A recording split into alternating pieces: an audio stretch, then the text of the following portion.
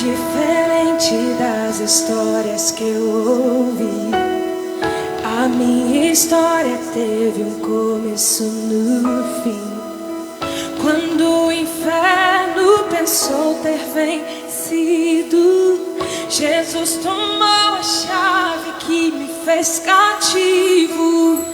E esse amor perfeito me fez entender que diferente das histórias de TV, na minha história.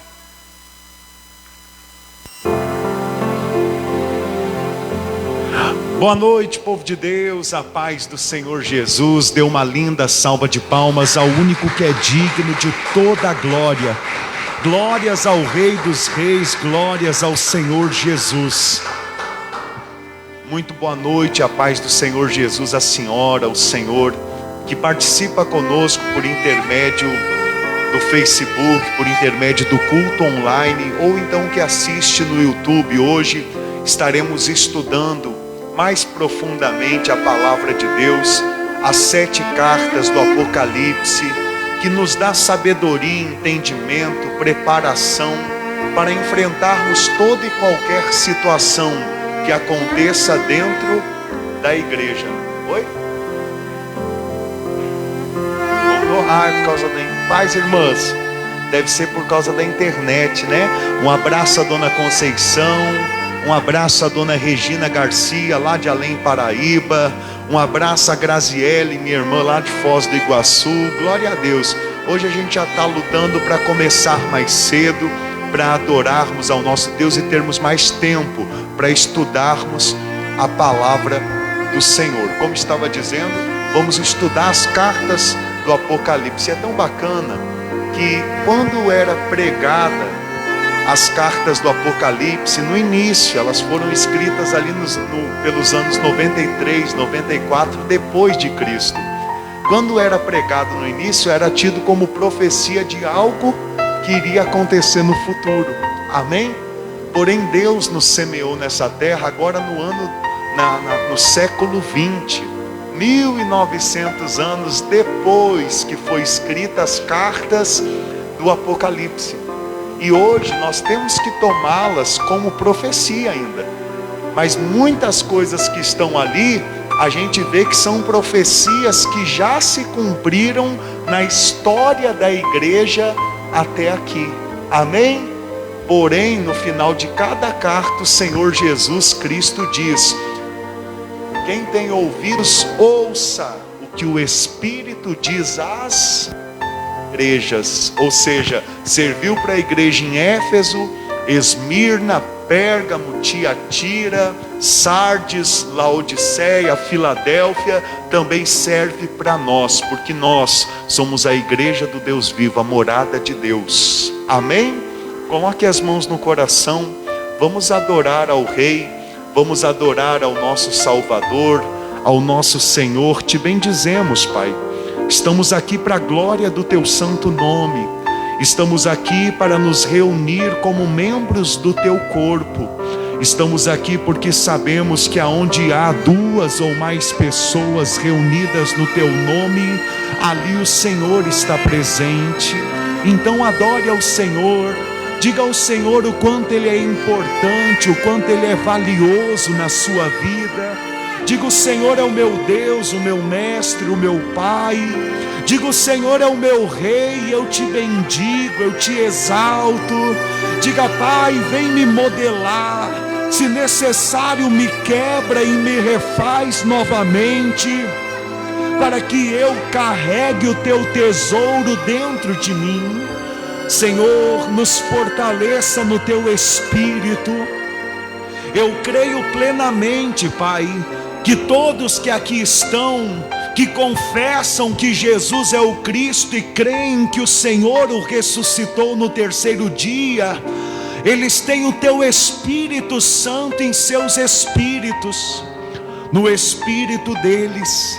Pai, eu peço ao Senhor que o Senhor possa estar transformando a nossa mente, Que o Senhor possa estar salvando a nossa alma, mudando a forma de nós pensarmos, de nós vivermos, nos dando força para vencermos o que é material, o que é passageiro, o que é momentâneo. Pois o que adianta o homem ganhar o mundo todo e perder a sua alma? Nos dê força, Senhor, para buscarmos o reino dos céus em primeiro lugar e a sua justiça. Nos dê forças para sermos a igreja vencedora, os crentes vencedores na face desta terra. Vem trabalhar, Senhor, em nossa mente, em nosso coração. Vem tirar de dentro de nós o que te desagrada, o que não veio de ti, o que o mundo implantou. Muda, Senhor, muda o nosso coração. Mata a velha criatura, o homem carnal, o vaidoso, a vaidade. Mata a avareza, mata, Senhor, a prostituição e fortalece-nos no Espírito Santo e nos torna primícias do Senhor, homens, mulheres que o Senhor se agrada e desfruta de sua vida nesta terra. Queremos ser o teu desfrute, queremos te agradar, queremos te engrandecer, queremos te honrar, queremos adorar ao Senhor sobre todas as coisas, de todo o nosso coração. Faça deste louvor a sua adoração a Ele, porque o nosso Deus é um Deus que sonda mentes e corações. Adorando, é tudo que eu sou, é tudo que eu sou. Adorador, adorando. Assim Deus me formou, assim Deus me formou. E quem poderá calar a voz de um coração? De um coração. Se eu subir aos céus, se eu subir aos céus, eu sei que lá estás. Eu sei que lá estás. Se eu mergulhar no mais profundo mar, nunca poderei me ausentar do teu olhar. Diga para o Senhor: tu és o Deus que me sonda. Tu és o Deus que me sonda. Tu és o Deus que me vê. Tu és o Deus que me vê. Não tenho todas as respostas, não tenho todas as respostas, mas de uma coisa eu sei, mas de uma coisa sei, toda a minha vida eu adorarei. Adorar é o que sei, adorar é o que sou. Nada pode calar um adorador. Não existem prisões, algemas, angústias, perseguições. Nada, ninguém pode parar um adorador. Senhor, se eu subir ao céu, se eu subir ao céu, eu sei que lá estás. Eu sei que lá estás. Se eu mergulhar no mais profundo mar, nunca poderei me ausentar do teu olhar. Tu és o Deus que me sonda. Tu és o Deus que me sonda. Tu és o Deus que me vê. Tu és o Deus que me vê. Não tenho todas as respostas, não tenho todas as respostas, mas de uma coisa eu sei, mas de uma coisa toda sei, toda a minha vida eu adorarei. Levante as mãos aos céus e adore, eu que sei, pois no alto dos céus vem o nosso socorro.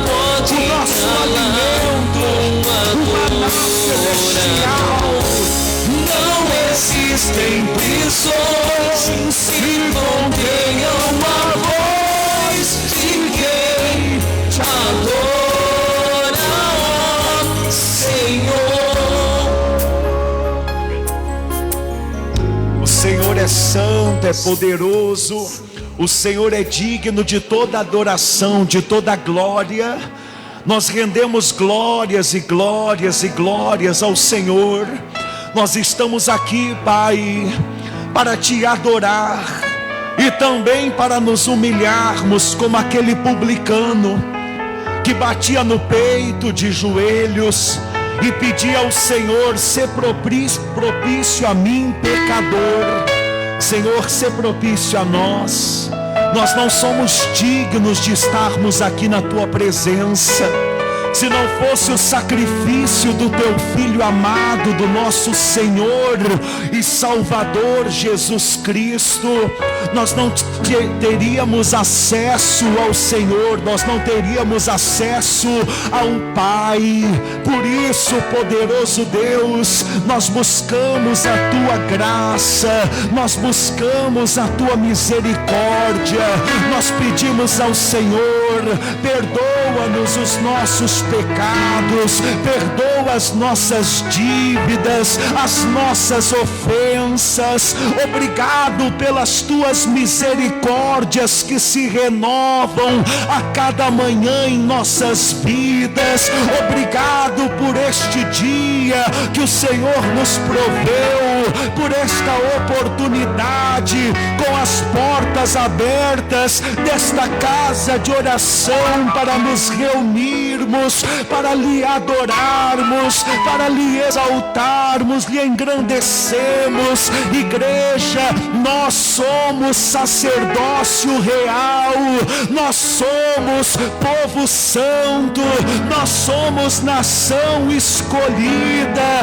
e você pode acessar a presença de Deus agora, aí aonde você está. Você pode declarar o seu amor a Deus, você pode declarar a importância que o Deus Pai tem na sua vida, e pedir a Ele para tomar conta de ti, e pedir a Ele para guiar os teus passos, e pedir a Ele para cumprir a vontade dEle em sua vida.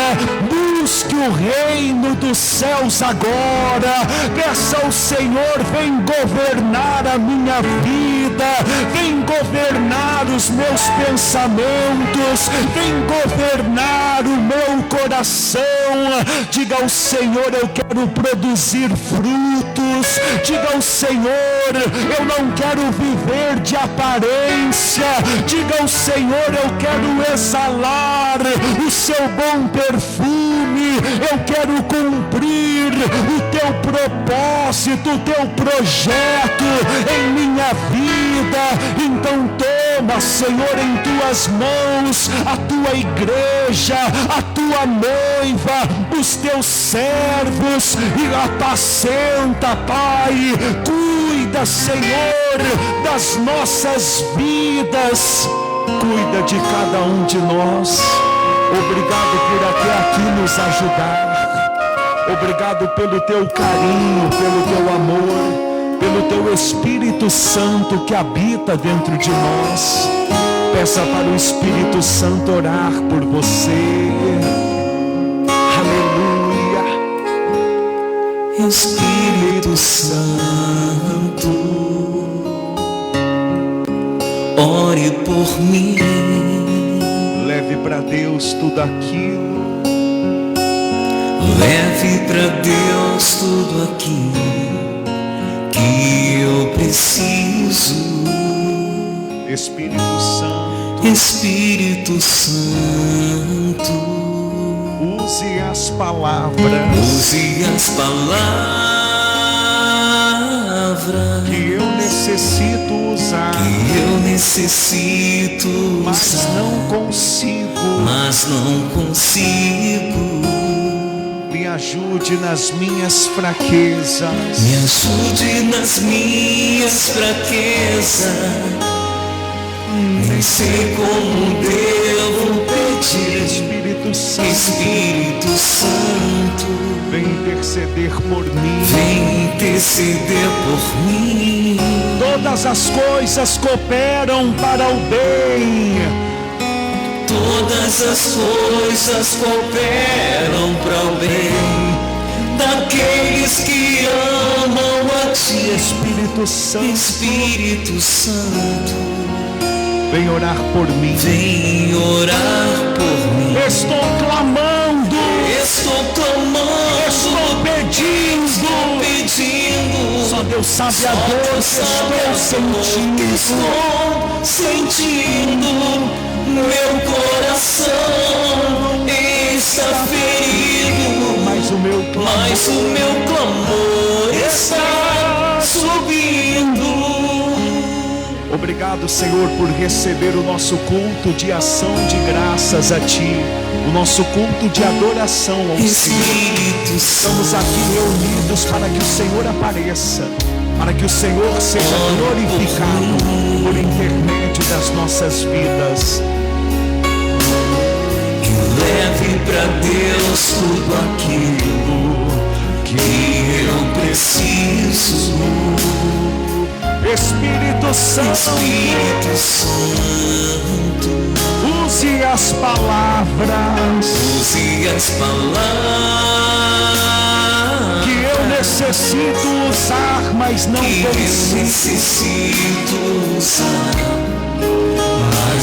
consigo. Me ajude nas minhas fraquezas. Me ajude nas minhas fraquezas. Nem sei como devo pedir. Espírito Santo, vem interceder por mim. Todas as coisas cooperam para o bem. Todas as coisas cooperam para o bem daqueles que amam a Ti. Espírito Santo, vem orar por mim. Te adoramos, te exaltamos. Estou clamando, estou pedindo. Só Deus sabe a dor que estou sentindo. Meu coração está ferido, mas o meu clamor está subindo. Estou clamando, estou pedindo. Só Deus sabe a dor que estou sentindo. Meu coração está ferido, mas o meu clamor está subindo. Com seus lábios, com a sua boca, diga: Senhor Jesus, que venha a nós o vosso reino e seja feita a tua vontade. Eu estou aqui, pois a minha vida, os meus projetos, a minha família está em tuas mãos. Senhor, me usa como um vaso de honra para exalar o teu perfume, para que a tua luz brilhe por meu intermédio. Tudo isso para a glória do teu Filho, que morreu, que ressuscitou, que pagou o preço dos meus pecados e abriu a porta para que eu possa entrar no reino dos céus. Amém. E graças a Deus. Dê uma linda salva de palmas para o único que é digno das nossas palmas, Jesus Cristo. Glórias a Ti, Pai. Glória a Deus. Amém, igreja. Glória a Deus. Pode se assentar, por gentileza. Abra sua Bíblia em Apocalipse, capítulo 2, versículo 4, e também no Evangelho de Mateus, no capítulo 13, no versículo 16. Apocalipse, capítulo 2, versículo 4, e Evangelho de Mateus, capítulo 13, versículo 18. Deixa eu dar boa noite aqui para quem está conosco, né? Mandar um abraço também. Teu filho, tu que és tão grande, infinito. Muito boa noite, a paz do Senhor Jesus. Dona Arlete, Prazer é quando eu choro. glória a Deus. Mona Lisa, a paz do Senhor, amém. Boa noite, a paz do Senhor Jesus. Seu Carlos, Dona Rai, Dona Conceição, seu Antônio, Grazi, né, mana? Boa noite. É um prazer enorme estar na presença de cada um dos irmãos que têm se mostrado crentes vencedores, que querem ter o conhecimento da palavra para poder se tornar o desfrute de Deus na face dessa terra. Amém? Hoje nós vamos estudar a palavra de Deus e por intermédio da carta que o Senhor Jesus enviou a Éfeso, nós vamos entender melhor o que ele falou na parábola do semeador. Deixa eu aumentar aqui.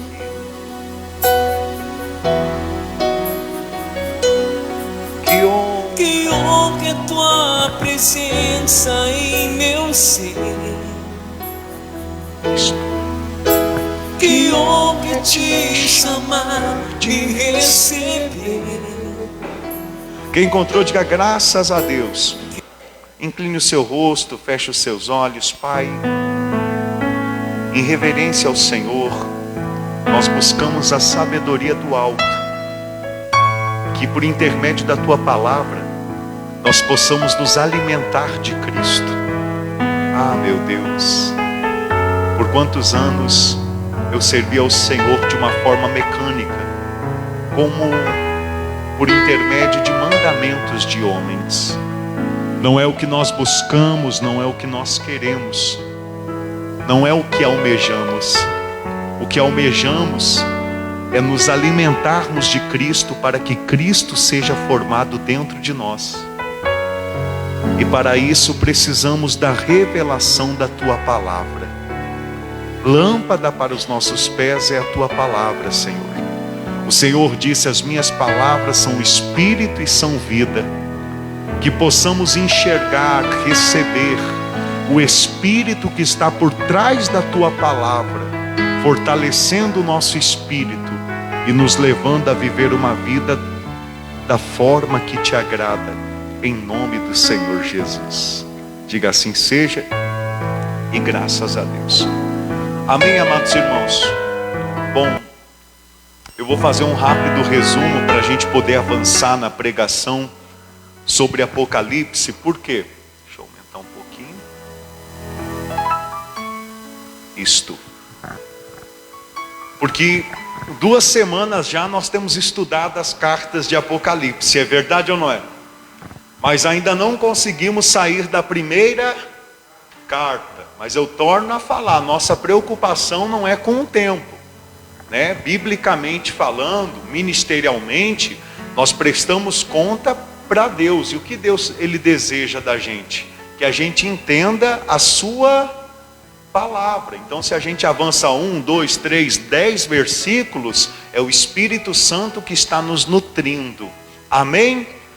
O que eu gostaria que você prestasse muita atenção e guardasse no seu coração é que na Bíblia Sagrada existe 2 conjuntos de 7 cartas. As 7 cartas de Apocalipse são o segundo conjunto. O primeiro conjunto foi ensinado, foi escrito por intermédio do apóstolo Paulo, que enviou carta a Romanos, Coríntios, Gálatas, Efésios, Filipenses, Colossenses e Tessalonicenses. E se você lê as cartas, você verá que são cartas de edificação, para edificar. E olha que o apóstolo Paulo, principalmente na carta dos Coríntios, ele é um tanto duro com o povo, né? Chacoalhando, exortando, repreendendo, expondo pecados, expondo erros que estava havendo na igreja de Coríntios, para os irmãos melhorar. E os irmãos tudo acatavam, abraçavam a palavra dele, não como dele, mas como a palavra de Deus. Sabe por quê? Porque o primeiro grupo das 7 cartas que foram escritas quando a igreja estava dentro da normalidade, quando a igreja estava dentro do melhor amor, do primeiro amor. Porém, quando foi escrita o segundo conjunto das cartas, quando o apóstolo João recebeu do Senhor Jesus a ordem para escrever o segundo conjunto das cartas, a igreja já havia entrado em degradação.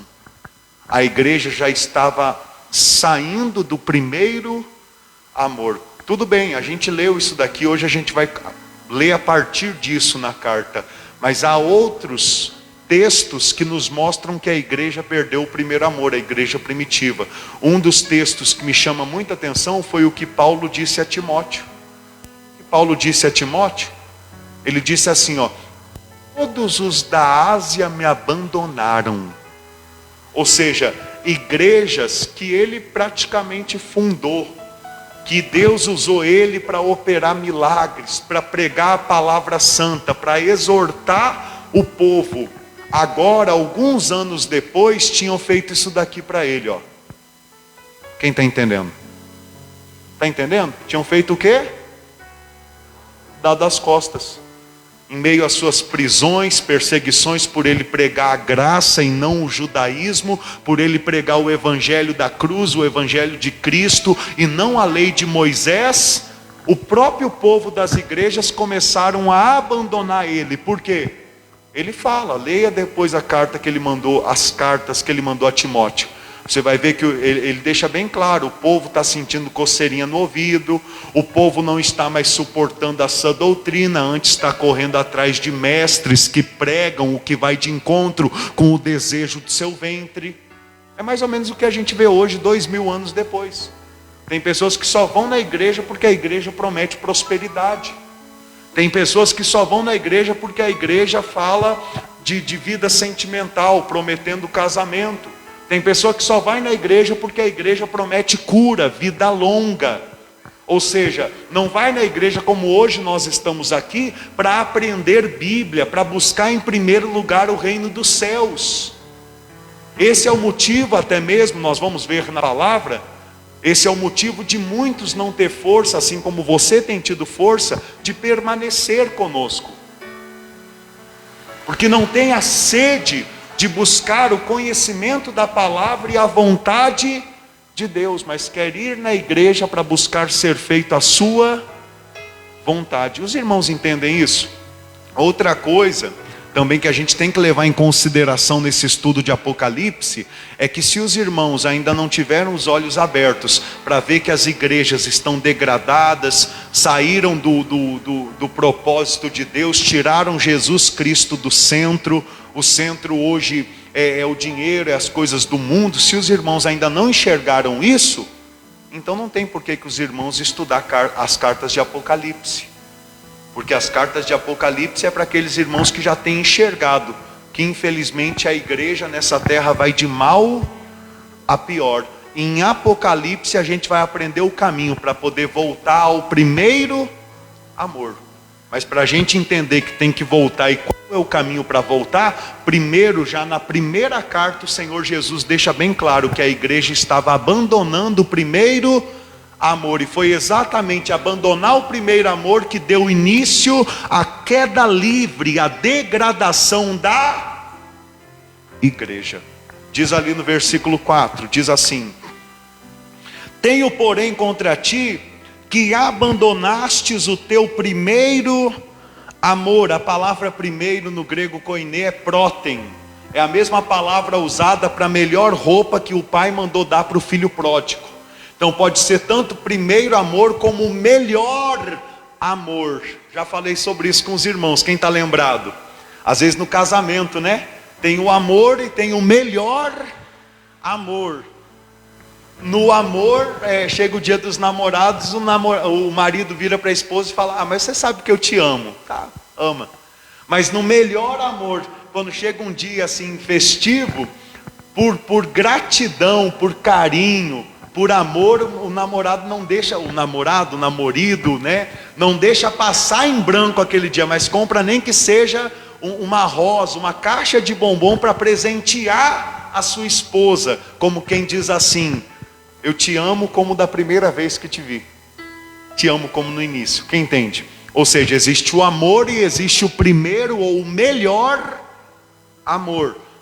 Em relação da nossa vida com Deus, principalmente, nós devemos viver no melhor amor. A igreja de Éfeso, a igreja Éfeso quer dizer desejável, era uma igreja ainda desejável, que o Senhor Jesus tinha muita estima por ela, mas ela estava começando a pecar nesse quesito, né? Abandonando o primeiro amor. Versículo 5: lembra-te, pois, de onde caíste, arrepende-te e volta à prática das primeiras obras.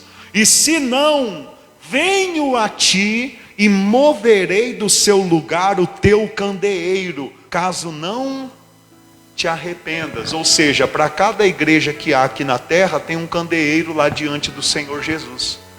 Mas ele deixa bem claro que quando a igreja perde o primeiro amor, se ela não se arrepende, o candeeiro é removido. Não é Jesus que sai do centro da igreja, é a igreja que tira Jesus do centro dela. Está entendendo? Jesus está lá no centro das igrejas. Ele está falando: se você não voltar ao primeiro amor, eu não vou sair da minha posição, mas você vai perder o teu lugar. E a gente vê isso acontecer demais. Vou te dar um exemplo aqui. Você viu o escândalo que houve em Belo Horizonte? Um pastor lá, não nome nem nome de igreja, mas você viu? Alguém viu? Você viu que escândalo? O camarada nas redes sociais tinha mais de 500 mil seguidores. Camarada daqueles pentecostais que prega gritando que ninguém dorme no culto dele, ninguém sente sono. Hoje está preso. Eu imagino quantas vezes Deus não deu oportunidade para ele se arrepender e voltar ao primeiro amor, para que não chegasse a esse ponto. Quando apareceu uma mulher para reclamar de abuso, logo já apareceu mais 9. Ou seja, é algo que estava fazendo há muito tempo. E por que caiu nesse pecado? É porque não tem o Espírito Santo? Não. É porque abandonou o primeiro amor. E geralmente quando você abandona o primeiro amor por Deus, daqui a pouco você está amando outra coisa e está trocando Deus por aquilo. Vai hoje lá bater na porta da igreja desse pastor. Vai lá. O pastor está preso e a igreja não existe mais. O candelabro foi removido. E nós temos que vigiar muito para que isso não aconteça conosco também. Porque só tem um jeito do nosso candelabro continuar na presença de Deus. Nós voltando ao primeiro amor, ao melhor amor, aquele amor que está disposto a se santificar por Jesus. Aquele amor que está disposto a ganhar almas para Jesus. Aquele amor que está disposto a confessar Jesus. Abra sua Bíblia lá em Mateus, no capítulo 13, no versículo 18. Aqui a gente entende também a importância do amor. Quem conhece a parábola do semeador? Quem conhece? E hoje você vai entender de uma forma mais profunda. Mateus capítulo 13, versículo 18. Imagina dessas 500 mil pessoas que seguiam esse pastor nas redes sociais. Imagina quantas agora não estão com o coração machucado e colocam todos os pastores no mesmo saco, dizendo que todos são iguais. E para ganhar essas almas agora novamente para Jesus, é como você bem sabe, uns acabam pagando pelos, mas você que está sendo reformado pela palavra de Deus, você deve olhar direto para o Senhor Jesus. Você não deve olhar para esses camaradas. Se eles pecam, a culpa é deles. Você não deve ter nem o pastor João como santo dos santos. Esses dias eu estava falando, sexta-feira pequei. Aí eu estava falando com Deus: Senhor, graças a Deus que o Senhor é Deus. Porque se qualquer outro homem fosse Deus, esse mundo já tinha acabado.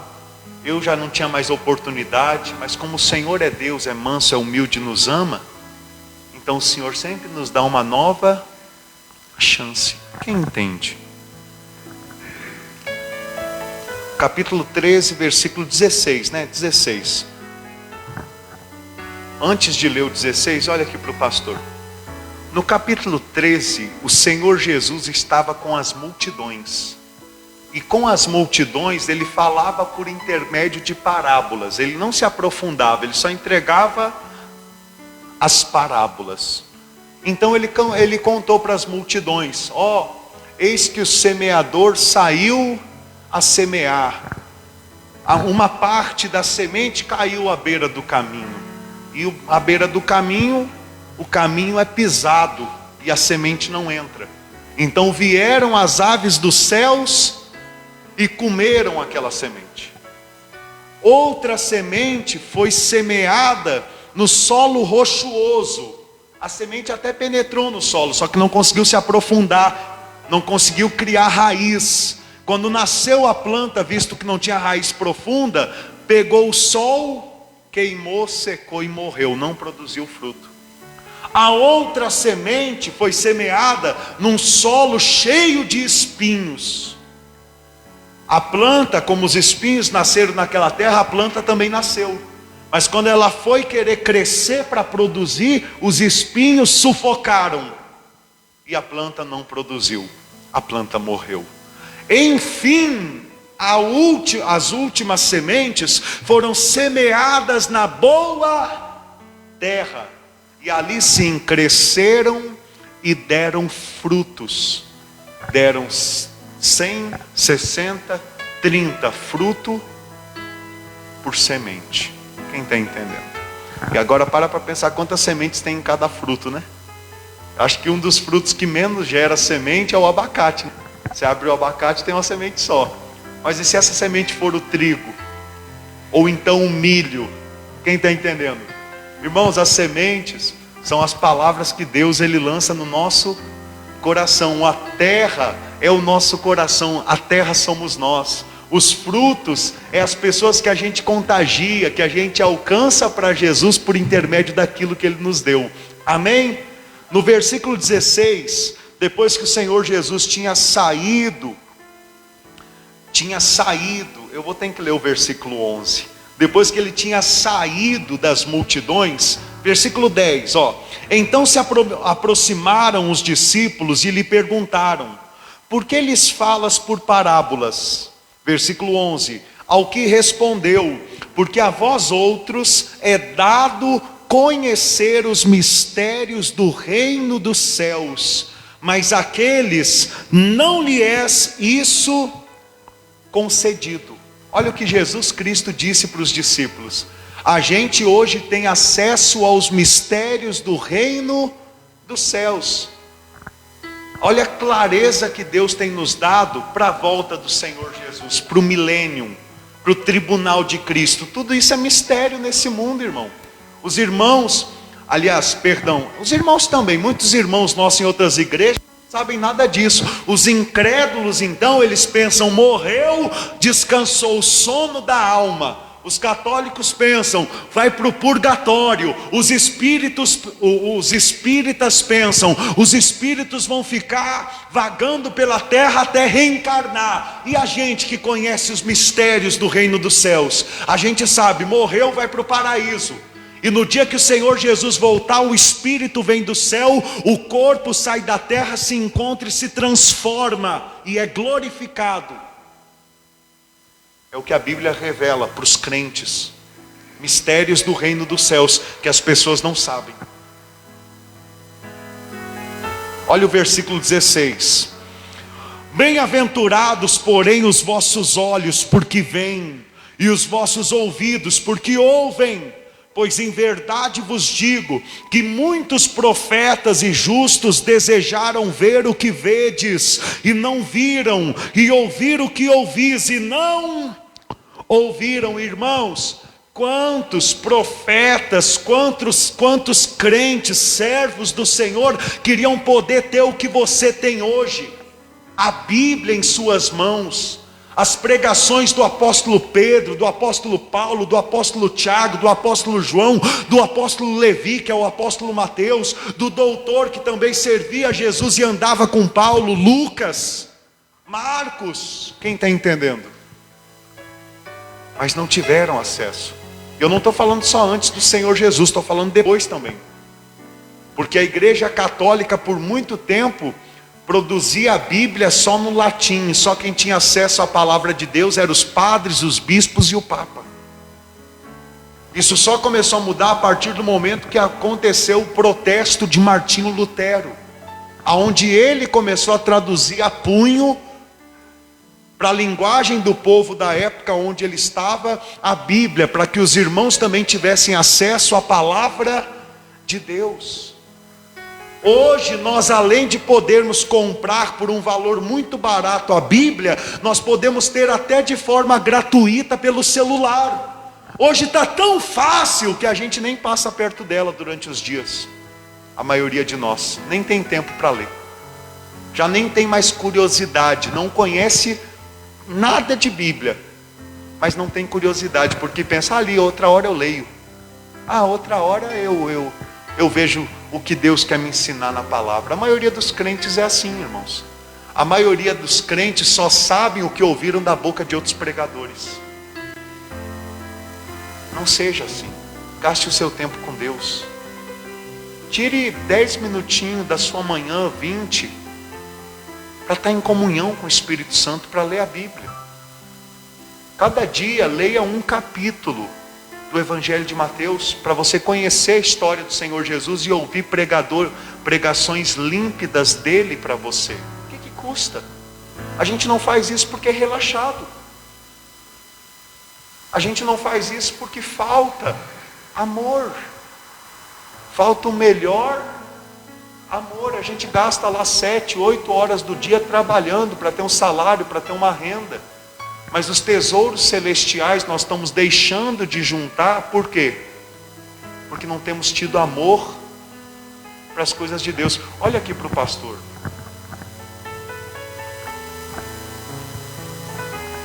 Pastor, mas eu não entendo a Bíblia quando eu leio. Começa lendo por Mateus. Antes de ler, faz uma oração. Você acha que o que eu entendo hoje eu aprendi da noite para o dia? Eu só aprendi porque eu perseverei, porque eu sempre oro, o Espírito Santo me revela. Você acha que eu consigo guardar o que o Espírito Santo tem me revelado? Por quê? Porque eu peço a condição a Deus. Porque eu me preocupo com isso. Se você não se preocupar com isso, nunca que você vai conseguir. Você só vai ficar dependendo de homens. Entenda, você não tem que ser aquele tipo de crente que só vem na igreja para consumir conteúdo. Você tem que vir na igreja para ser o desfrute de Deus, para se alegrar na presença de Deus, para pedir uma oportunidade para dar uma palavra também, pregar. Quem está entendendo? Dá fruto. Você tem que entender, você foi chamado para ser sacerdote de Jesus como eu sou. A igreja verdadeira de Cristo não tem hierarquia, tem servos. A igreja verdadeira de Jesus não tem hierarquia, tem servos. Mas a pergunta é, como você tem servido?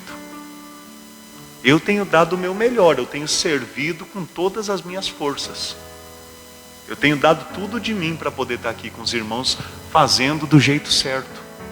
Tanto que eu abri mão de tudo que eu tinha da antiga vida para poder hoje estar aqui, pregando com clareza o que o Espírito Santo fala dentro de mim, que é a verdade. Mas e os irmãos, como tem sido esse tempo de reforma, de transformação? O que tem mudado, o que tem melhorado, o que você tem conhecido mais da palavra, para quem você tem falado dessas revelações que Jesus tem te dado? Será que você não tem feito da igreja o que você faz de um filme, de uma novela, de uma série? Só consome o conteúdo e depois põe fora e não gera fruto nenhum na sua vida. O Senhor Jesus, explicando a parábola do semeador, ele diz assim, versículo 18: atendei vós, pois, a parábola do semeador. A todos os que ouvem a palavra do reino e não a compreendem, vem o maligno, o Satanás, os espíritos malignos, e arrebata o que lhes foi semeado no coração. Este é o que foi semeado à beira do caminho. Está vendo por que tantas vezes você já ouviu pregações e você se esqueceu? Porque o maligno arrebatou do teu coração. Porque o maligno, ele teve alguma oportunidade de entrar dentro do seu coração e tirar o que é de Deus e colocar o que é da carne. Por isso que tem muito crente que ora está no culto e daqui a pouco está lá praticando os prazeres da carne, fumando, bebendo, se prostituindo. Quem está entendendo? No momento que está lá fumando, bebendo, se prostituindo, tudo que recebeu no culto, Satanás tira, a pessoa esquece. E a carne fica forte e o espírito fica fraco. É o que Jesus Cristo. Os irmãos conseguem entender isso? Dá para entender? Eu estou argumentando, mas sem eu argumentar, você consegue entender? Então quem disse que você não entende Bíblia? Vai ler. Vai ler que você vai entender o que Jesus está falando. Você não depende de mim. Senhor, Deus disse, chegará o momento que os homens não precisarão que outros homens os ensinem, porque eu os ensinarei. Porém a gente já está 2000 anos depois que Cristo morreu nessa terra, e o Espírito Santo foi derramado, Ele ressuscitou, subiu aos céus, e isso ainda não se cumpre na vida da maioria. A maioria só sabe de Bíblia o que outro homem ensina. Isso é antibíblico.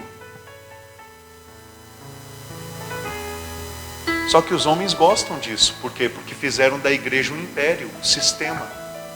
Porém, isso é uma vergonha muito grande para nós que cremos em Jesus, depender só de outros homens para aprender. Não é errado você ler livros, você ver, você se alimentar de pessoas que exalam um perfume de Cristo. O errado é você só depender delas. Você não avançar sozinho. Aquele crente que só abre Bíblia quando está na igreja, que só ouve a palavra quando o pastor prega, não tem nenhuma curiosidade, nenhuma sede própria, depende sempre de um homem, que nem um carro que morreu a bateria, que só pega no tranco. O pastor no caso é o que faz pegar no tranco, quem está entendendo? Não, você tem que ter a bateria dentro de você. A bateria é o Espírito Santo. Você tem que deixar o Espírito Santo te aproximar de Deus. Você, olha aqui para mim, por favor, pode ficar triste o que for, mas olha aqui para mim porque eu vou te falar. Você tem que vencer a religiosidade que colocaram dentro de você. Você aprendeu de um jeito errado. Não, pastor, eu aprendi que eu vou na igreja, eu recebo a oração do pastor, a bênção e eu estou bem. Ou do padre. Isso é religiosidade, isso não é cristianismo. Não é o que Jesus ensinou. Esses que pensam assim, na igreja, só sento lá, participo do culto, depois eu vou embora e vivo a minha vida. Esses daí são a semente que cai na beira do caminho. Toda vez que sai da igreja, Satanás arrebata o que foi semeado. Bom, eu passei 10 anos dentro de um ministério religioso sistemático. E a gente passa lá 1 ano e meio, 2 anos em cada igreja. Repete muitas vezes a mesma pregação 5 vezes durante aquele tempo. E ninguém está nem aí. Pelo contrário, quando você prega parece que é a primeira vez. Por quê? Porque é tudo crente raso. Porque é tudo crente que está preocupado com a oração forte que vai ter, os milagres que vão acontecer, a prosperidade, o voto, a campanha, a subida no monte. Não está preocupado com a palavra. Porque não é mais Jesus que é o centro. O centro é a vontade do ventre. Quem entende? Eu estou aqui com os irmãos daqui a pouco faz 1 ano.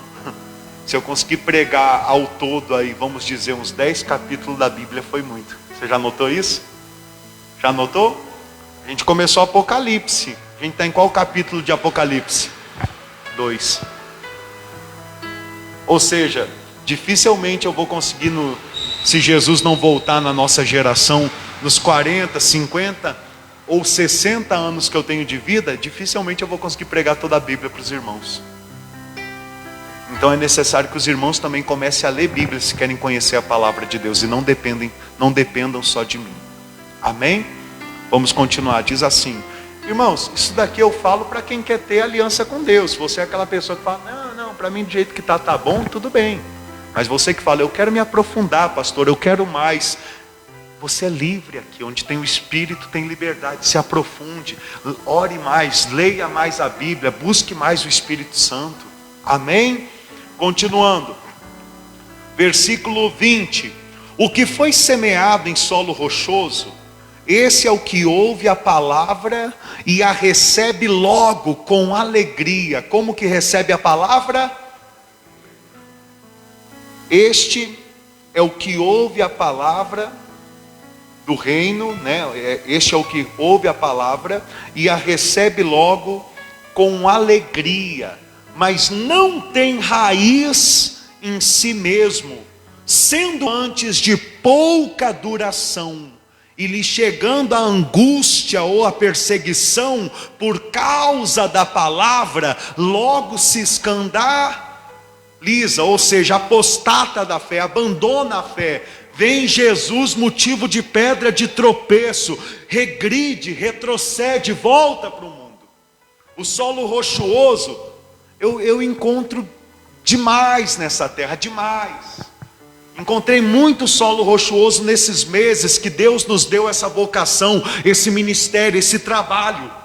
Pessoas que quando você apresenta ao ministério que Deus nos deu, é assim, assim assado. A gente está formando vencedores para o reino dos céus. A gente se preocupa com a volta do Senhor Jesus. A gente entendeu que não se pode mercadejar a palavra de Deus, que não se precisa ficar fazendo voto para ser abençoado, pagando pela bênção, que não se precisa pagar 10% todo mês para Deus prosperar ou para repreender o devorador. A gente entendeu que o Senhor Jesus Cristo cumpriu todas as coisas do Antigo Testamento, e hoje o nome dele tem autoridade nos céus, na terra e debaixo da terra, e que a oração mais forte que a gente faz é dentro do nosso quarto, em segredo, porque nós temos ligação direta com Deus. Irmãos, quando eu prego isso daqui para as pessoas ficam assim: meu Deus, que maravilha! Ah, Senhor, é a igreja que eu estou procurando para servir a Deus. Quando você para e senta, explica para a pessoa, na hora a pessoa se enche de alegria, dizendo, como quem diz assim: estou cansada de ser explorada, estou cansado de ser explorado. Algo dentro de mim já está me mostrando que aonde eu estou está errado, está sistemático, está cego pelas riquezas do mundo. Só que essa mesma pessoa, daqui a um tempo, às vezes até, quando vira para um familiar, fala: agora eu vou lá em tal igreja, porque lá ensina assim, assado. Aí às vezes o familiar, ou um vizinho, ou um irmão da igreja onde a pessoa vai, sistemática, começa: ah, então, você esquece de mim. Então você não fala mais comigo. Ah, você vai sozinho. Ou seja, a angústia que está falando aqui é a angústia que sofremos por causa da palavra. Não é a angústia do mundo. A angústia do mundo até o incrédulo passa. Claro que muitos não conseguem entender essa palavra. Por quê? Porque não sofrem angústias por Jesus. Por quê? Porque ainda não vivem no Espírito, vivem na carne. Você só sofre essa angústia da palavra quando você dá o braço a torcer para Deus e deixa Ele te modelar. E Ele te modelando, a tua engrenagem já não casa mais com a engrenagem das pessoas do mundo.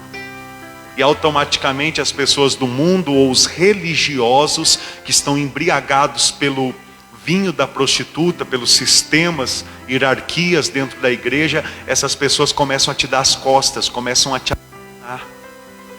Eu já passei por essa angústia aqui 2 vezes na minha vida. A primeira vez que eu passei por essa angústia foi quando eu me converti a Jesus num ministério sistemático. Por quê? Porque as pessoas do sistema me abraçaram. Mas as pessoas do mundo, os mais de 50 jovens que eu tinha como amigos no mundo, que antes me aplaudiam por beber muito, por usar droga, por se prostituir, começaram agora a zombar de mim, começaram agora a me perseguir. Eu passei por essa angústia. Eu me lembro de vezes, sexta-feira à noite, que eu era acostumado a sair para as farras da cidade, se juntar com o grupinho. Aí eu estava em casa lendo a Bíblia, agora convertido ao Senhor Jesus, e eu chorava. Mas eu não chorava porque a palavra ali estava falando algo ou me emocionando. Eu chorava porque a minha carne estava doendo, angustiada, porque ela queria ir para a festinha. Ela queria estar com os antigos amigos. Só que agora a minha engrenagem já não fechava mais. Ali, ou eu continuava com Cristo, ou então eu era o solo rochoso, e por causa da angústia que eu estava passando, chutava a fé, chutava o balde e voltava para o mundo. Pastor, mas o senhor falou que passou 2 vezes por essa angústia. Sim, a primeira vez foi por causa dos amigos do mundo que viraram tudo as costas para mim. A segunda vez eu passei agora em outubro, quando eu saí da igreja mundial, aonde muitos pastores que se diziam amigos, obreiros que se diziam amigos, membros que se diziam família, simplesmente deram as costas, abandonaram. A pergunta é: você já sofreu essa angústia por causa de Jesus? Ou você tenta ser parcial? Quando eu estou na igreja eu sou só de Jesus, só tenho olhos para Jesus. Mas quando eu estou no meu trabalho, quando eu estou no mundo, aí eu tenho olhos para o mundo. Aí você nunca vai sofrer essa angústia. Mas você também nunca vai conquistar tesouro no reino dos céus. Você conquista aqui, perde lá. Você conquista aqui, perde lá. Você tem que ser a igreja de Cristo aonde você vai. Só assim você conquista tesouro no reino dos céus. É fácil, pastor? Claro que não, não é fácil. Mas é necessário se a gente quer seguir o Senhor Jesus. Vamos continuar? Então, a todos que ouvem a palavra do reino e não compreendem, vem o maligno e arrebata o que lhes foi semeado no coração. Este é o que foi semeado à beira do caminho. O que foi semeado em solo rochoso, esse é o que ouve a palavra e recebe logo com alegria, mas não tem raiz em si mesmo, sendo antes de pouca duração, e lhe chegando a angústia ou a perseguição por causa da palavra, logo se escandaliza. O que foi semeado entre os espinhos é o que ouve a palavra, porém os cuidados do mundo e a fascinação das riquezas sufocam a palavra e fica o quê? Infrutífera. Isso daqui, irmãos, esse daqui, o solo espinhoso, é uma porcentagem muito grande dos irmãos que estão dentro das igrejas, dos pastores, de bispos, padres, apóstolos. Muitos já se tornaram infrutíferos, não tem mais frutificado, pelo contrário. Muitos têm feito o que os fariseus faziam. Jesus Cristo virou para os fariseus e falou: vocês não entram no reino dos céus e fecham as portas para que os outros não entrem.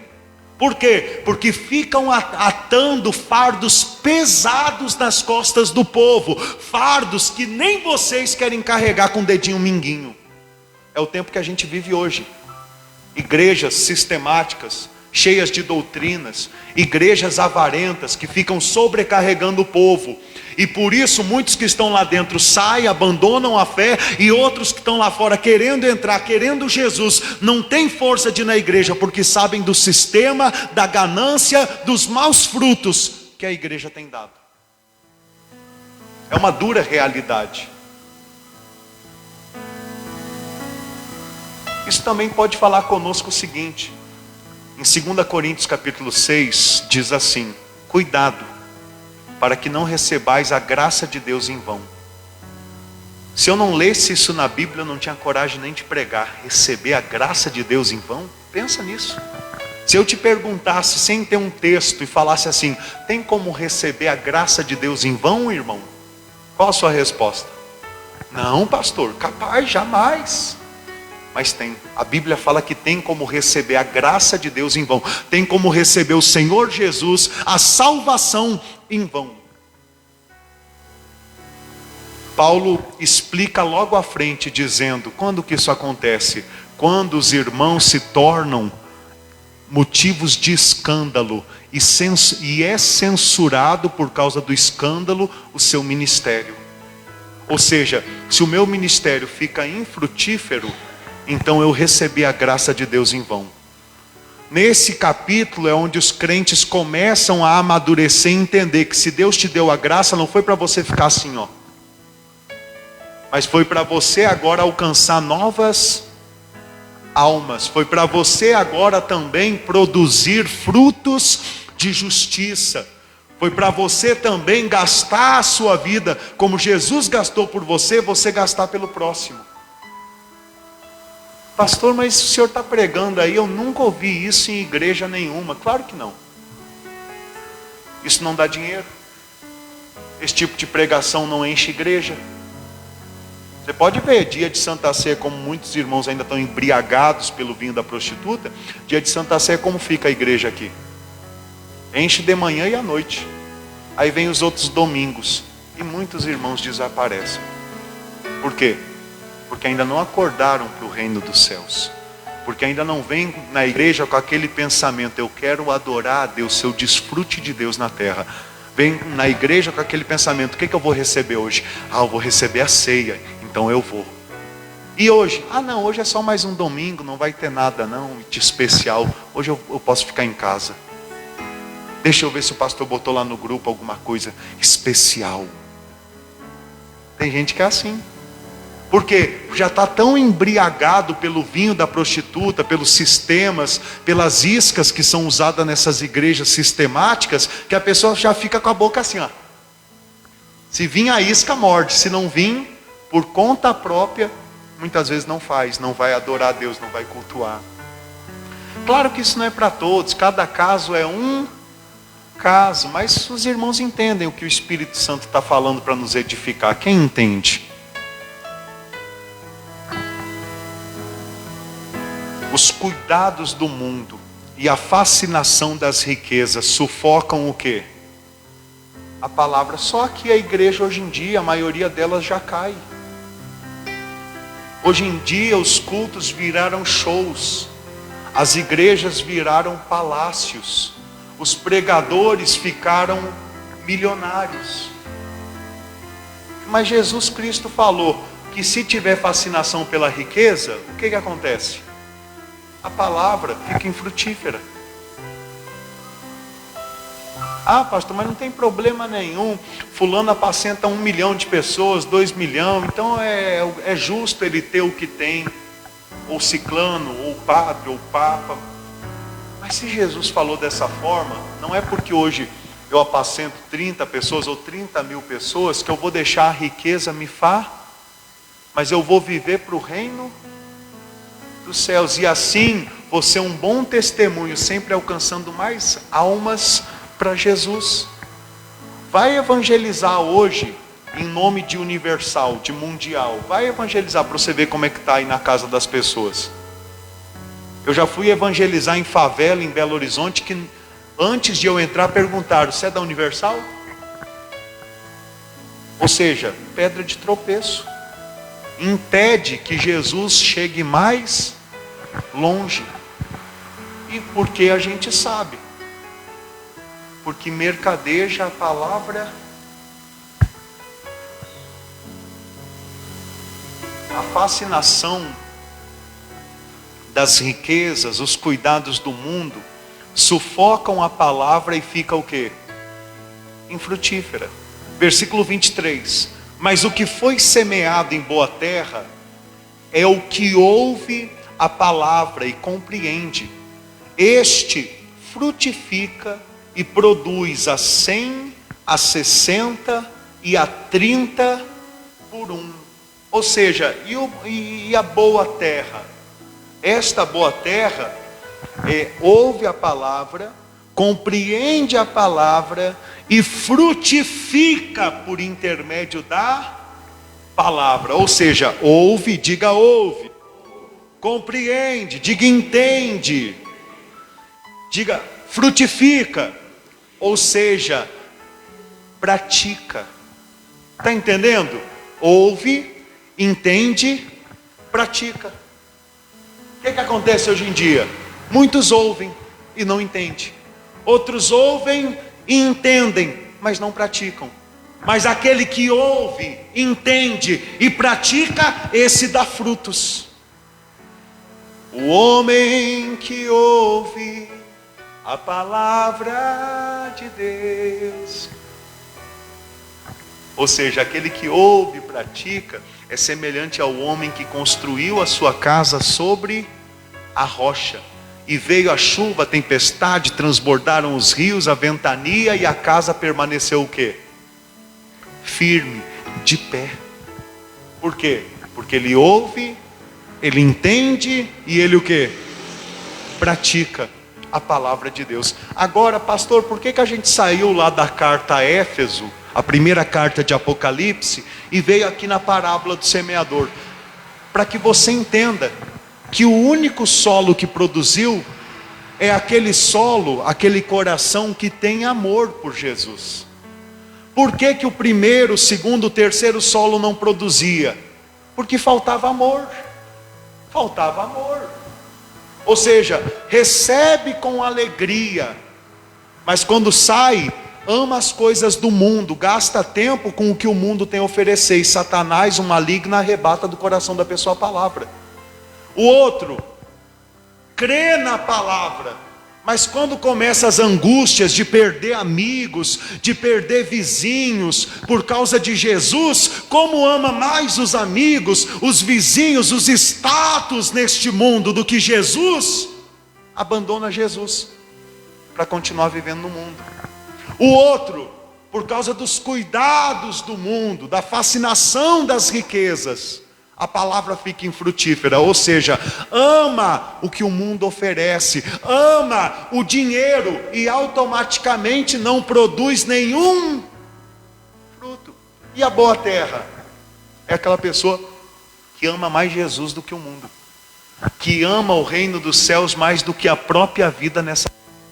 E por isso já não vive mais uma vida como vivia outra hora, só preocupado com seu umbigo. Agora se preocupa com Jesus, se preocupa com o que Jesus quer, se preocupa com qual é a vontade do Senhor Jesus. Amor. Jesus também na parábola do semeador estava falando sobre a importância do amor. Volta lá em Apocalipse agora. Tenho porém, Apocalipse capítulo 2 versículo 4. Tenho, porém, contra ti, que abandonastes o teu primeiro amor. Lembra-te, pois, de onde caíste, arrepende-te, e volta à prática das primeiras obras. Não é das primeiras orações, é das primeiras obras. Ou seja, tem gente que às vezes cai do primeiro amor e pensa, agora eu tenho que voltar lá do início e ficar me arrependendo e orando às madrugadas e pedindo perdão, mas não tem força para isso. E nem Deus pede isso para a pessoa. Se você é uma pessoa que já praticou obras na presença de Deus, em algum momento você fraquejou, não adianta você querer começar lá do início engatinhando de novo, sendo que você já sabe correr. Você tem que o quê? Pedir perdão e voltar à prática das obras, porque Deus conta contigo para produzir obras. Quem entende isso?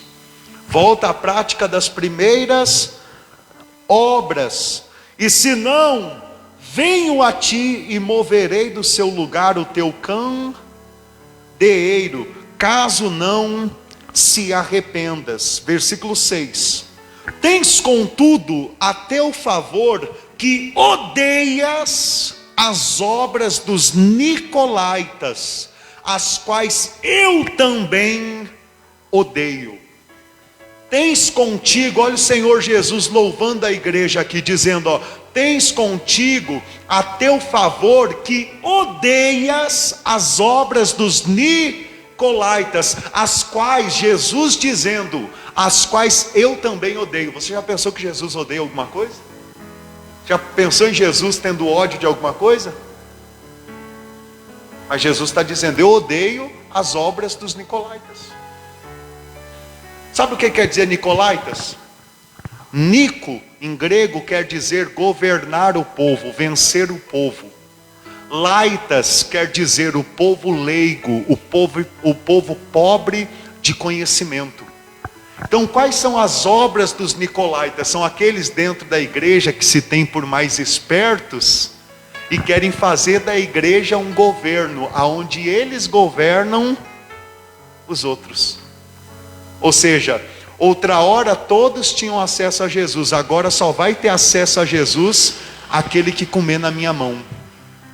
Só vai ter acesso às bênçãos de Jesus por intermédio da minha oração. da minha noite no monte, do propósito do que eu estou consagrando para entregar na tua casa a água, o azeite, o cajado, a espátula de pedreiro.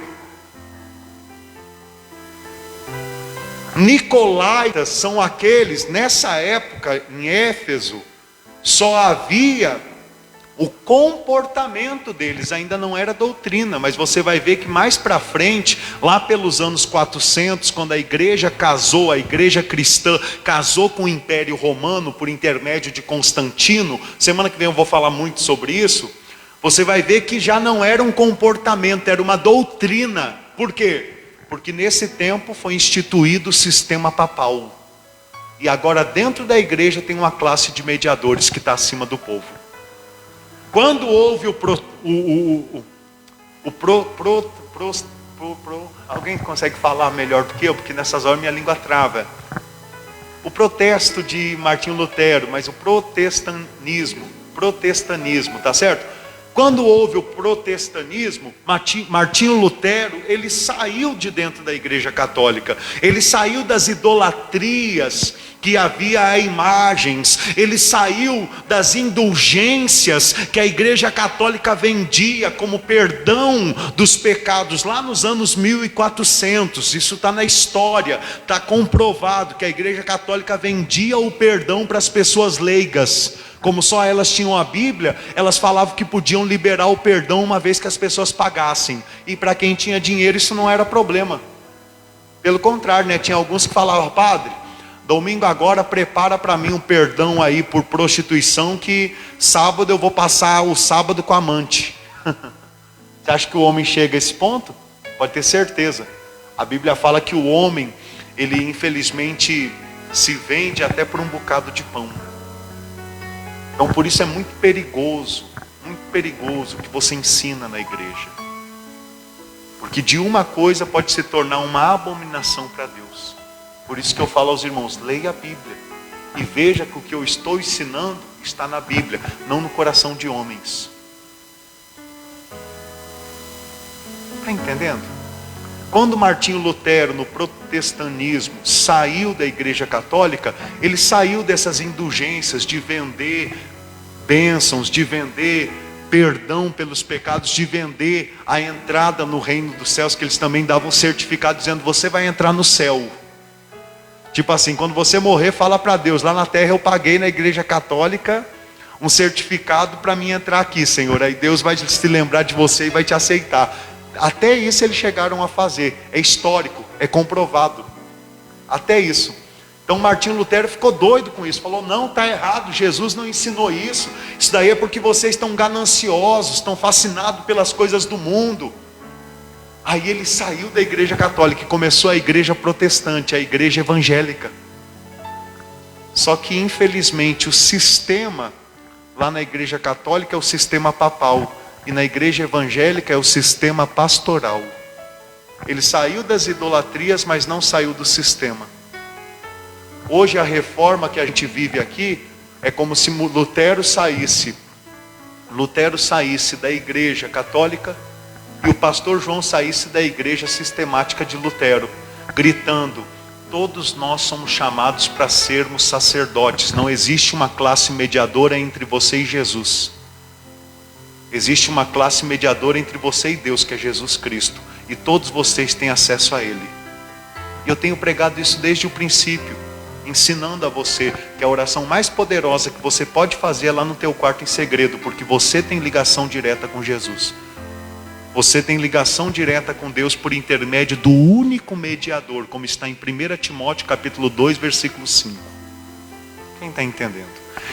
Mas eu vou me aprofundar muito nesse versículo. Hoje eu vou encerrar a pregação aqui. Pode fechar sua Bíblia, por causa do horário. Mas semana que vem, eu vou mostrar para você da onde que esses nicolaítas eles vêm, da onde eles surgiram. Os nicolaítas, eles não estão criando algo novo dentro da igreja cristã.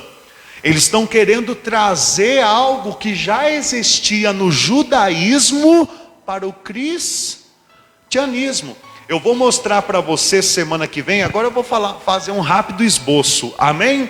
Eu vou mostrar para você que em Êxodo capítulo 19, Deus falou para Moisés dizer que todos os filhos de Israel eram sacerdotes e nação santa dele. Porém lá em Êxodo capítulo 32, se eu não me engano, 32, o povo de Israel, enquanto Moisés estava no monte, começaram a fazer um carnaval. Fizeram um bezerro de ouro para adorar. Nesse momento Moisés desceu, quebrou as tábuas do testemunho e disse: do povo, aqueles que são do lado de Deus se acheguem para cá. E de todas as tribos, a tribo que veio até Moisés foi a tribo de Levi. E Moisés disse: agora saque da lança, da espada e mata o seu irmão que é idólatra. E a tribo de Levi foi lá e matou os outros judeus, os outros de Israel, que estavam se prostituindo com mulheres de outra nação e que estavam embriagados, adorando o bezerro de ouro. Eles mataram, deu ali irmão matando irmão, deu ali primo matando primo, para você ter uma ideia. Se não deu ali pai matando filho, diga misericórdia. Isso não, porque a tribo de Levi ficou de Moisés, mas parentes próximos estavam se matando ali. Por quê? Porque todos eles vieram de Jacó, de Israel. A partir daquele momento, no judaísmo, só a tribo de Levi agora podia adorar a Deus. E eles se tornaram os sacerdotes. E todo sacerdócio até hoje, 2000 anos depois da vinda de Cristo, lá em Israel, que não abrem mão do judaísmo, todo sacerdote vem da tribo de Levi. Não vem de outra tribo, só vem da tribo de Levi. Mas não foi o propósito de Deus inicial, e nem é o propósito de Deus no cristianismo. Quando ensinam que só o pastor é que tem uma unção maior, é mais próximo de Deus, e tem coisas que só ele vai poder te ajudar para resolver, estão ensinando dentro do cristianismo, estão ensinando o judaísmo. Estão fazendo da igreja de Cristo uma sinagoga de Satanás, como Jesus vai falar em uma das cartas que nós vamos estudar. Pedro, capítulo 2, versículo 9: vós sois nação santa, povo escolhido, raça eleita, sacerdócio real do Deus vivo. O apóstolo Pedro declarou: todos vós foram chamados para serem sacerdotes. Eu tenho dito isso, e para encerrar a pregação de hoje eu vou repetir. Sabe qual o problema de ter uma classe mediadora dentro da igreja? Que as pessoas pensam o seguinte: eu não sou pastor. Se eu fosse pastor, aí eu não ia fazer o pecado que eu faço. Como eu não sou pastor, aí eu posso beber uma cervejinha, eu posso me prostituir de vez em quando, assistir esses conteúdos adultos. Eu posso, porque eu não sou pastor. Porque se eu fosse pastor eu não fazia isso. Mas como eu não sou pastor, é o que as pessoas pensam. Olha o problemão que traz isso dentro da igreja.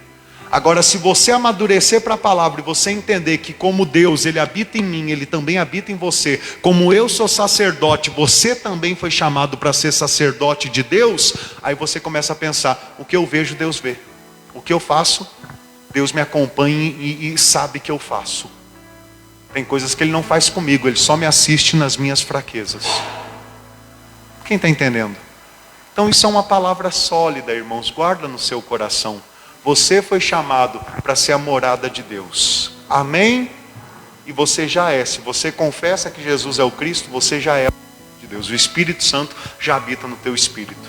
Agora, se Ele pode transformar a tua alma e renovar a tua mente, aí é você e Deus. Se você dá vazão ou não. Se você dá liberdade para Ele ou não. Amém? Quem entendeu? Glória a Deus. Sentado aí mesmo com a Bíblia fechada, dê uma linda salva de palmas para o Senhor Jesus. Obrigado, Pai. Glória a Deus. Amém, amados. Bom, a senhora, o Senhor, que tem estado conosco desde o princípio do mês, tem acompanhado como Deus nos direcionou esse mês para a gente cuidar das finanças da igreja, de uma forma com clareza, com transparência, com sinceridade, para os irmãos saberem aonde tem ido a sua oferta de amor, a sua contribuição. Amém? E hoje, como eu falei semana passada, não gastei tempo com isso, eu falei que ia tirar uns minutinhos para falar em que pé nós estamos aqui na igreja. Amém? Posso falar do financeiro com os irmãos? Glória a Deus. Irmãos, assim, a minha consciência está tranquila. Deus, Ele é o meu testemunha, que toda vez que nós recolhemos as suas ofertas, alguém conta junto comigo. Alguém me ajuda a colocar no caderno para acompanhar.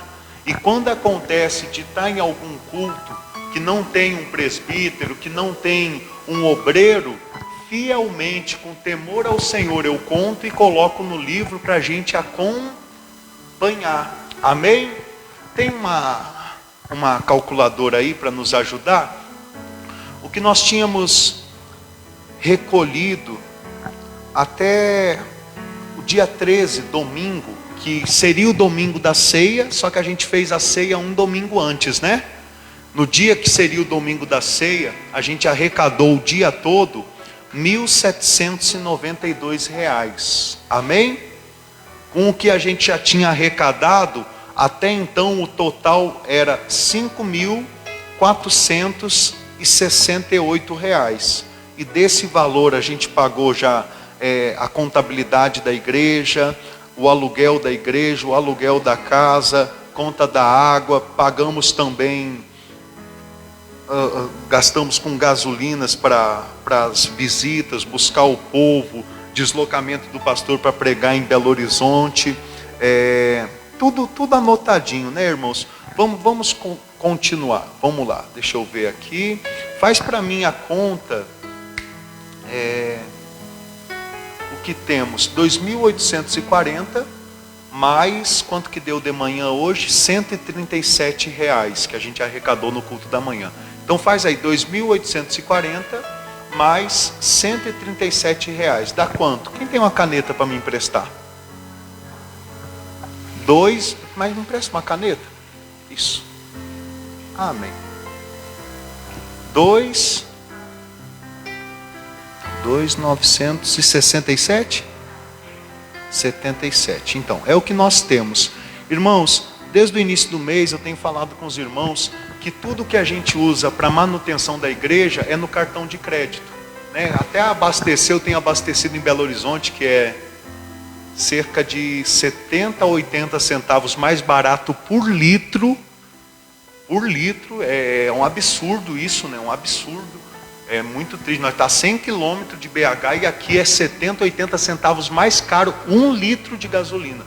É uma vergonha imensa para o povo explorador que nós temos, infelizmente, aqui na cidade, né? Às vezes fornece uma mal mão de obra e ainda cobra um absurdo. É muito triste, temos que orar por eles. Então, abasteço lá, caixa de som, ainda pago parcelas que eu comprei, mesa. Eu estou falando isso para você não se assustar com o valor da fatura, né? Para você entender que tudo que é feito, manutenção que aparece no carro, um amortecedor, disco de freio, coisas que eu andei trocando para poder rodar com o carro, problema de elétrica, de farol, mão de obra, de mecânico, tudo eu vou passando no cartão. E algumas coisas, quando dá um valor maior de 400, 500, 800 reais, eu já parcelo em 10 vezes, sem juros. Quando dá para parcelar sem juros. Para quê? Para não sobrecarregar um único mês. Sem dizer que eu também comprei o que precisou para estar cuidando do salão lá em Belo Horizonte. Você viu lá que nós demos um trato no salão? Ficou mais bonitinho, né? Eu ainda tenho que comprar o banner para o altar, a fachada lá fora. Só que ainda não tivemos condição. Quando liberar essa fatura, quando conseguirmos pagar, aí eu já uso para comprar o banner para vir na próxima fatura, mas parcelo também porque é uma coisa que fica mais caro. Os 2 banners não devem ficar menos do que uns 700 reais. Então tudo que a gente faz na igreja acaba gerando um gasto. Eu estou falando com os irmãos, quem está em casa também, para você entender. Não tenho nenhum intuito de enriquecer nas custas dos irmãos, muito pelo contrário. Vendo o aperto que a gente está passando para conseguir sustentar a obra, no cartão de crédito também é onde eu compro alimentação. Amém? Também compro alimentação mensal. Vou lá no mercado, compro, ponho no CNPJ da igreja e trago lá de Belo Horizonte do EPA para cá, ou às vezes compro aqui no BH e ponho também para já circular e reconhecer que na verdade sai da igreja o valor. como eu estava falando, é que é meio chato falar desses assuntos, né, financeiro. Eu não queria gastar tempo com isso, mas eu tenho que conscientizar os irmãos, porque outra época, quando a gente estava no Império, na época da pandemia, com a igreja fechada, se reunindo só uma vez na semana no monte, o Império, para sustentar impérios, igreja sistemática, a gente arrecadava 20 mil reais no mês. O que o pastor Evandro ficou arrecadando aqui na cidade 3 anos, eu arrecadava com os irmãos com a igreja fechada, tendo um dia na semana o culto. Para você ter uma ideia da nossa fidelidade e do nosso trabalho na época, visando crescer. Porque naquele tempo a gente pensava que o certo era isso, bater as metas para poder crescer dentro do mim, e acabava explorando o próprio povo, e a gente mesmo muitas vezes passava necessidade, mesmo tendo uma boa renda, só para bater as metas. Mas o que eu quero que você entenda é isso.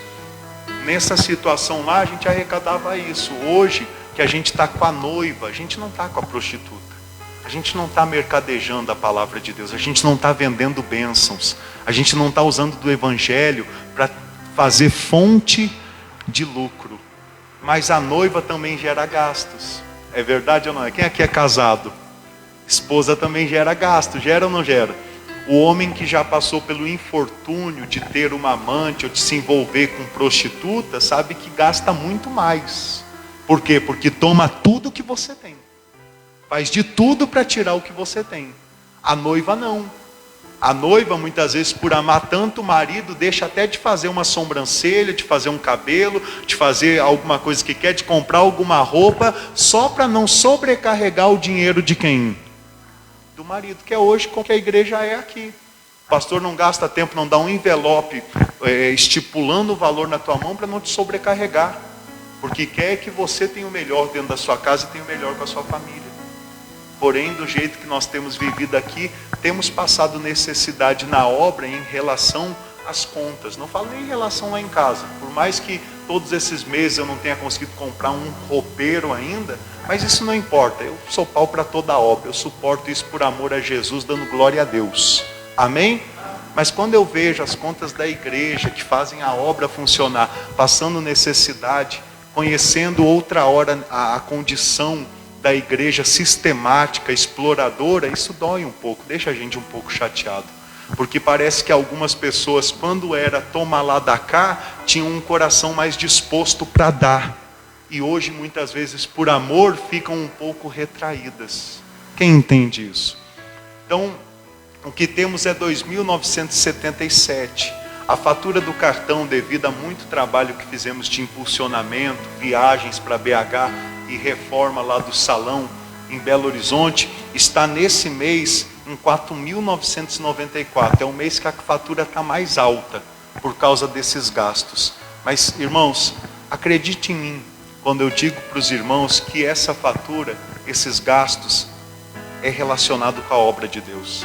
Eu te dou o extrato do cartão. A única coisa que você vai ver lá que eu comprei para mim há uns meses atrás é uma bicicleta parcelada em 10 vezes. Que tem irmãos aqui que até já foram pedalar comigo e sabem. Amém? A obra gera. Tudo é caro nesse mundo. E eu não posso ficar assim. Agora eu tenho uma igreja lá, tem 50 pessoas, tá bom, vou dormir, abro a igreja na hora do culto, depois vou para casa. Não, a gente não para, irmãos. Quem acompanha a gente sabe que a gente não para. Quem está no grupo? E a maioria das coisas que eu faço hoje eu não posto mais. Subida no monte, visita para o povo, trabalho na roça, isso eu não posto mais. Isso tudo eu já faço sabendo que Deus está o quê? Que Deus está vendo. Amém? Uma coisa é fato, se Deus te dá um trabalho para fazer, você faz ou não? Deus abriu essa porta para a gente pregar em Belo Horizonte. Eu sabia que não ia ser fácil, que ia gerar muitos gastos. Né? Porque, a TV também, graças a Deus já está paga, né? Os 700 reais os 600 reais da TV a gente já pagou essa semana que passou, glória a Deus. Aí Deus vai te dando a oportunidade de fazer o trabalho. Você vai ficar com medo por causa de dinheiro? Irmãos, para vocês terem uma ideia, esse cartão ele vence na quarta-feira. Então, se der para pagar no dia, sim, senão a gente espera uns dias, atrasa. E no mais, se não conseguir o valor, parcela e perde o limite. Porque o cartão é assim, né? Você parcelou, perdeu o limite dele, mas Deus no controle. Só estou expondo para os irmãos, não quero que ninguém fique sobrecarregado por causa disso. Eu mesmo, Deus também abriu uma porta para mim de trabalho aqui na cidade. Eu peguei uma pintura para fazer de 120 metros, que já vai gerar um dinheirinho bom, para que eu possa ajudar a pagar as contas daqui da igreja. E também para comprar uma calça social para mim, porque as minhas estão ficando um balão já, né? Eu emagreci, minhas calças agora está na hora de trocar. Quem está entendendo? Ou seja, eu tenho consciência, eu estou falando com os irmãos, você que está em casa, mas eu não estou falando isso para usar isso simplesmente de argumento, para tirar mais do que o necessário e enriquecer nas suas costas. Não, Deus tem me dado saúde, Deus me dá sabedoria, também o que tiver no meu alcance eu vou fazer. Mas se você tem amor por esse ministério, pela obra que Deus nos deu, essa reforma, não espere chegar a outros momentos como esse para ajudar, faça com amor. Faça por gratidão. Não, pastor, se o senhor falar que Deus vai me dar mais, eu faço.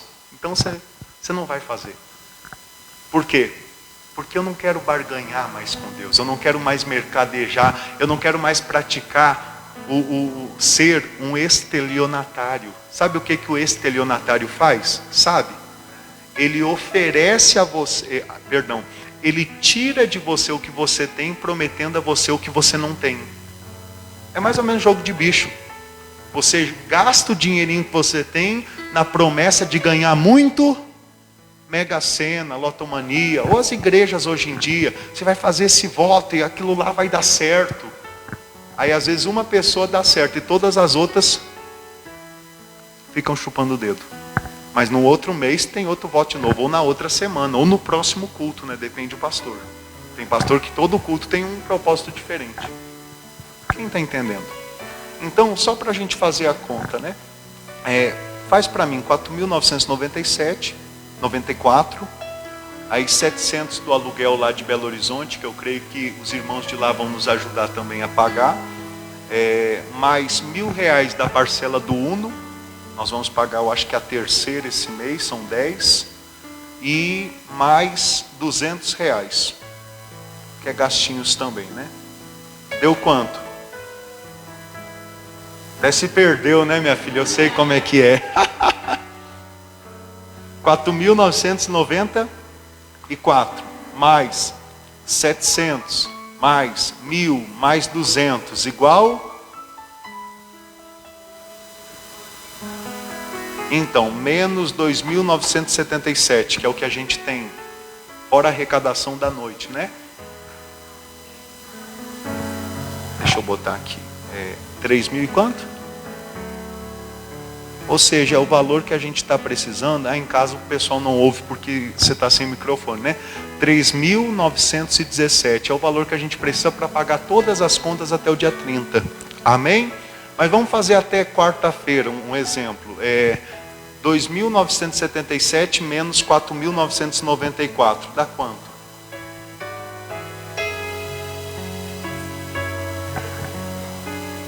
Tinha que botar um menos na frente, não podia ser um mais não. Quanto? 2017, ou seja, essa conta que o pastor tem para pagar até quarta-feira, o valor que falta é 2017. Claro, para mim, para uma pessoa aqui, o senhor, a senhora, é um valor muito expressivo.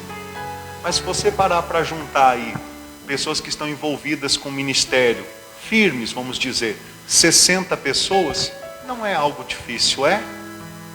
Mas só se tiver mútua cooperação. Pastor, então faz o seguinte, manda lá no grupo, tantas pessoas. Não, irmão, nada disso, nada disso. Estou abrindo meu coração para os irmãos. Se eu mesmo, mais uma vez, se eu tivesse que nem o seu Ângelo, que vendeu para mim o Agile e me pagou parcelado, muitas vezes no final do mês eu falava, seu Ângelo, até tal dia, consegue para mim R$1.500 do valor lá, para mim pagar esse cartão. Ele sabe dessa luta que eu passo todo final do mês com um cartão. Se eu ainda tivesse algum valor, eu não estava nem expondo aqui para os irmãos, já estava correndo atrás desse valor para gastar com essa compra. Porque eu sou assim, irmãos. Se eu puder não trazer para você aqui alguma coisa para resolver, eu não trago. Você acha que Deus tinha me entregue uma obra como essa se eu fosse avarento, ganancioso, estrategista, se eu tivesse sede de dinheiro? Se eu tivesse sede de dinheiro, eu tinha ficado lá ganhando 3.500 todo mês, com tudo pago. e podendo tirar mais do que isso. Você entende? Então eu só falo isso para os irmãos cada vez mais serem edificados, como Jesus Cristo tem me edificado. Muito obrigado. Se a senhora, o senhor, está vendo em casa e também tem o desejo de ajudar, ajude. Quem contribuiu durante esse mês, que foi 2 irmãos, um com R$200 e outro com R$300, já foi colocado também no livro. Se alguém contribuiu nesses dias eu não vi, eu vou lá ver e vou colocar no livro também. O que eu vi hoje cedo correndo é que na conta onde nós tínhamos guardado as ofertas e pagamos alguns aluguéis, tinha 600 e poucos reais, e em dinheiro nós tínhamos mais 2.100, 2.000 e pouco, que o total dá isso daí que eu estou dizendo que nós temos. Amém? Quem entendeu? Glória a Deus. Então onde é que vai seu donativo, sua ajuda? Vai para pagar as contas. Eu, graças a Deus, tendo que comer e combustível para fazer a obra, eu estou mais do que feliz. Obrigado, Senhor. Eu abro essas portas pensando, meu Deus, que maravilha, Senhor, sem mercadejar, sem heresias, sem ficar fazendo oba-oba, e até aqui o Senhor tem nos sustentado. Glória a Deus, obrigado, Jesus. É o que eu penso de coração. Amém? Se coloque de pé, por gentileza. Você fica feliz também com o trabalho dessa obra? Quem fica feliz? Porque eu sei que é um pouquinho chato a gente tirar um tempo para falar disso, mas é a realidade. Tanto que eu seguro o máximo para falar sobre isso, né? Eu falei lá no início do mês e hoje que eu estou falando de novo, porque não é o meu intuito. O meu intuito é amanhã depois poder chegar aqui e falar, irmãos, graças a Deus está tudo pago e está sobrando tanto que a gente vai usar para fazer tal obra social. Você conhece alguém lá no seu bairro que está passando fome? Dá um endereço aí, a gente vai lá sem camiseta de ministério, sem nada, e vai doar uma cesta básica. Vai levar lá uns quilos de carne, porque também só cesta básica não adianta, né, pessoal? Tem que levar às vezes um frango, uma carne, né? Que a gente gosta de comer com carne. Quem gosta de comer com carne? Então quando você vai abençoar a vida de alguém, lembra também de comprar uma carnezinha, ainda que seja umas bistecas, que é mais barata. Amém? Fazer com amor. Com amor é assim. Com amor você sempre acaba fazendo mais do que os outros fazem. Amém? Coloque as mãos no coração, feche os seus olhos. Olha aqui para o pastor.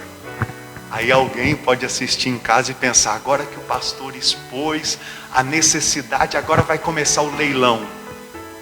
Quem tem R$100 para dar aqui? Porque é assim nessas igrejas que mercadejam, é ou não é? Mas com a gente não é assim, irmão. A realidade é que a obra tem necessidade, mas cada um contribua segundo está proposto no coração e faça o que está no teu alcance com amor, e Deus te recompensará. Amém? Graças a Deus. Então coloque as mãos no coração, feche os olhos. Obrigado, Senhor. Obrigado por toda a condição que o Senhor nos deu até aqui, por cada vitória, por cada aluguel que foi pago, por cada alimentação que foi provida para que eu e a minha família pudéssemos estar de pé pregando o Evangelho do Reino.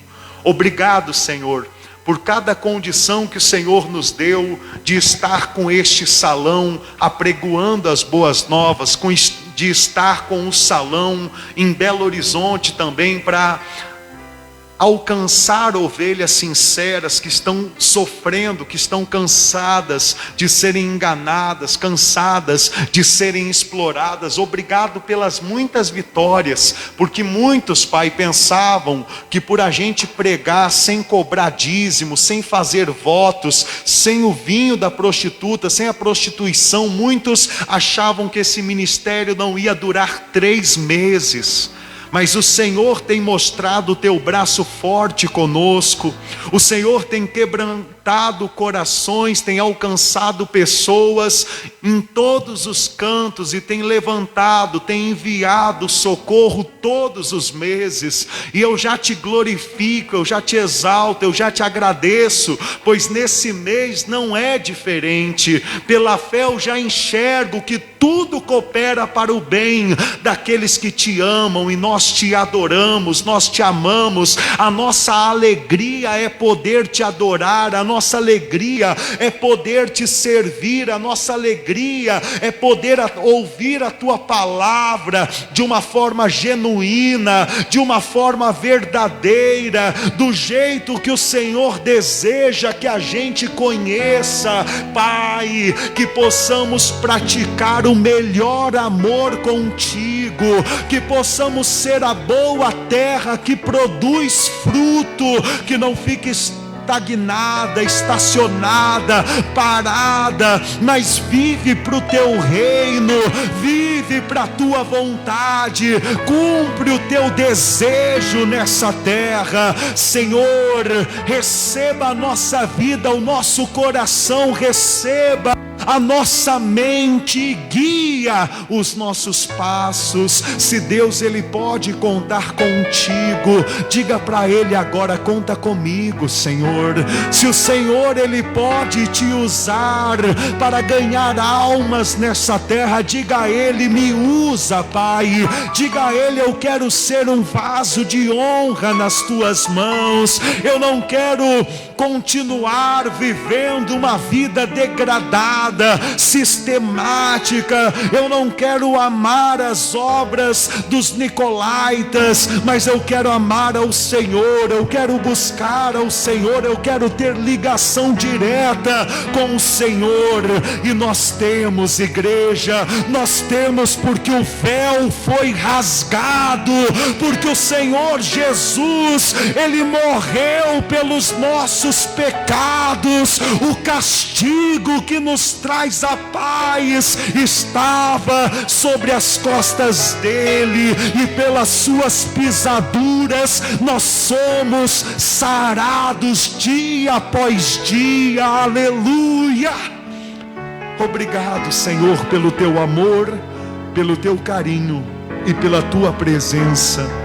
Que possamos viver uma vida priorizando o reino dos céus, priorizando os tesouros celestiais, que os ladrões não roubam e as traças não corroem.